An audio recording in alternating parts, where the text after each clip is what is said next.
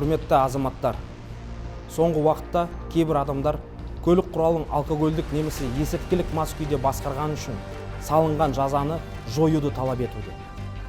Министрлік бұл талаптарды орынсыз деп санайды. Әкімшілік құқық бұзушылық туралы кодекстің 608 бабында көзделген жауапкершілікті жеңілдетуге түбегейлі қарсымыз. Мұндай қатаң шаралар, оның ішінде 7 жылдық куәліктен айыру жазасы 2020 жылы жайдан жайға енгізілген жоқ. Бұл тек заңдағы бап қана емес, жолдағы өмір мен өлімнің арасындағы шекара. Соңғы 5 жылда мас жүргізушілердің кесірінен 2,5 мыңнан астам жол көлік оқиғасы тіркелді. 460-тан астам адам қаза тауып, 3300-ден астамы жарақат алды.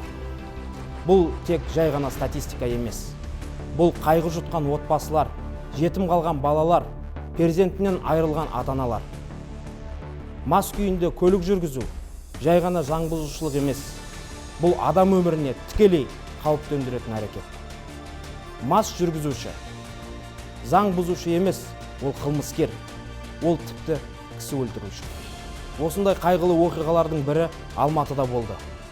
Мас жүргізуші жол жұмысшыларын қағып, соның салдарынан 3 адамның 2-і қаза тапты. Өз қызметтерін атқарып жүрген жандардың бір сәтте өмірі үзілді. Бұл жауапсыздықтың салдары. Мұндай әрекеттерге жолда орын жоқ. Дегенмен, қабылданған шаралар оң нәтиже бере бастағанын атап өту қажет. Автокөлік санының өсуіне қарамастан, мас күйінде ұсталған жүргізушілер саны азаюда. Бұл қатаң шаралардың тиімді екенін көрсетуде. Олар тек жауапқа тарту үшін ғана емес, қылмыстың алдын алу үшін қажет.